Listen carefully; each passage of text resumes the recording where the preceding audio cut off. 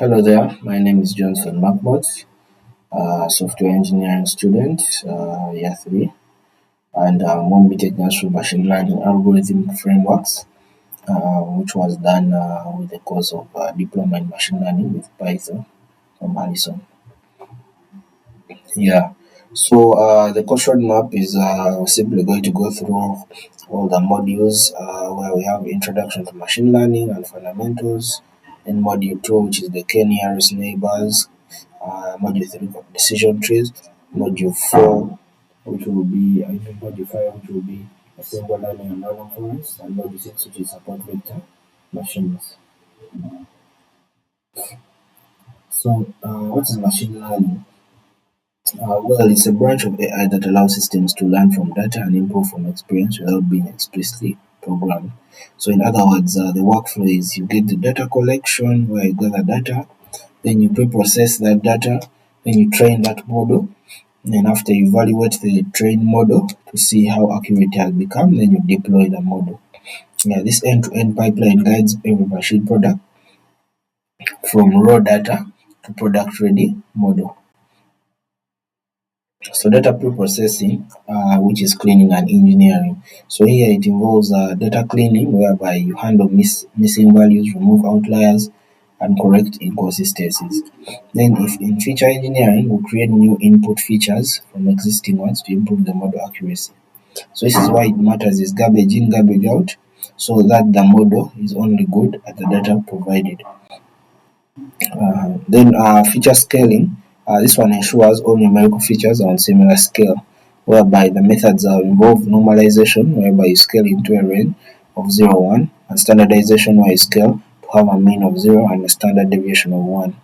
So it prevents features with large magnitudes from dominating the learning process. Yeah. So here, linear regression, its purpose is predict a continuous numerical value like house prices. Its mechanism is to find the line of best fit through data points, and its equation is given by that as expressed. Then logistic regression, its purpose is simply to predict categorical outcomes, whereby this binary classification mechanism is it uses the sigmoid function to map all real valued number into a probability between 1 and 0. So the use case is spam detection, whereby there is spam and no spam. Yeah, so module 2 is the k-nearest neighbors, which involves tell me, the logic is just simply tell me who your neighbors are and I'll tell you who you are. That's how it works. So its type is a non-parametric and lazy learning algorithm. So here classification, an object is classified by plurality vote of its neighbors. Yeah, so parametric versus non-parametric models. Parametric assumes a specific function form, e.g. linear regression, fixed number of parameters, and non-parametric does not make strong assumptions about underlying data distribution, like the KNN parameters grow with data. Yeah, so KNN implementation and the iris dataset.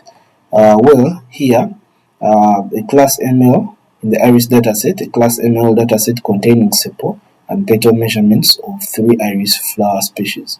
So the exploratory data analysis is the visualizing dataset in the iris data to see how the KNN might separate species. So that's how you implement it. This is just an example. So the KNN involves visualization and dimensionality. So here it involves exploring how distance metrics behave in high dimensional spaces and how we can visualize model decision boundaries. So the decision tree concept is a flowchart like a structure where each internal node represents a test on an attribute. So that's how it is. Then the goal, it's just like any tree, it's like a flowchart whereby decisions are made and each internal node represents a test. Yeah. So the goal is to split the data into the most pure subsets possible. Yeah. Then the entropy and information gain. This entropy is a measure of disorder or impurity in the data. Information gain is the reduction in entropy achieved by partitioning the data on a specific attribute. So the rule is the attribute with the highest information gain is the chosen as the split point. Yeah. So pruning and gain ratio. Here it involves overfitting, whereby at least when a tree is complex and learns noise instead of patterns. Then in pruning, this involves removing branches that provide little power to simplify the model. Then the gain ratio is simply modification of the information gain that reduces bias towards attributes with many values. Yeah, so Model 5 was about ensemble learning, which the concept involves combining multiple models to create one supermodel. You're simply combining all of them. So the goal here in ensemble learning is to reduce variance or overfitting or bias, which is the underfitting. So the common phrase, the wisdom of the crowd. Yeah. So we have bootstrap sampling and bagging.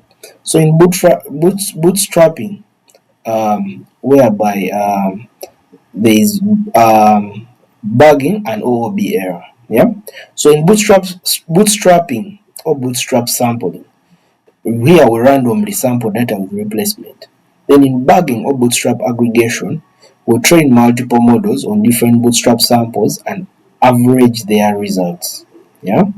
Then out of the bug, which is the OOB error, it involves using the data points not selected during bootstrapping to validate the model.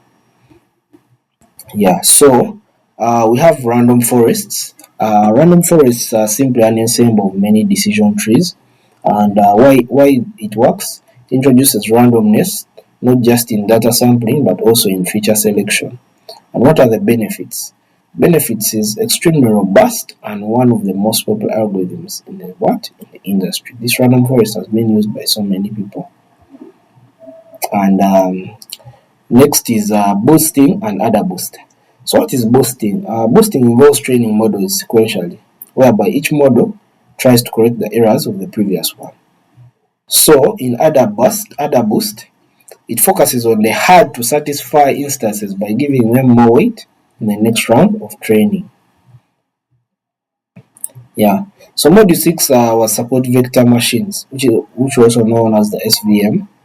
So here, what is the SVM's main objective? It's to find the hyperplane that maximizes the margin between two classes.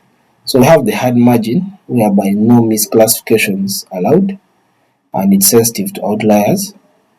Then we have the soft margin, which allows misclassifications to ensure a better overall fit. Yeah, so we have SVM kernel trick and standardization. The kernel trick involves transforming data into higher dimension to make non-linear data nearly separable.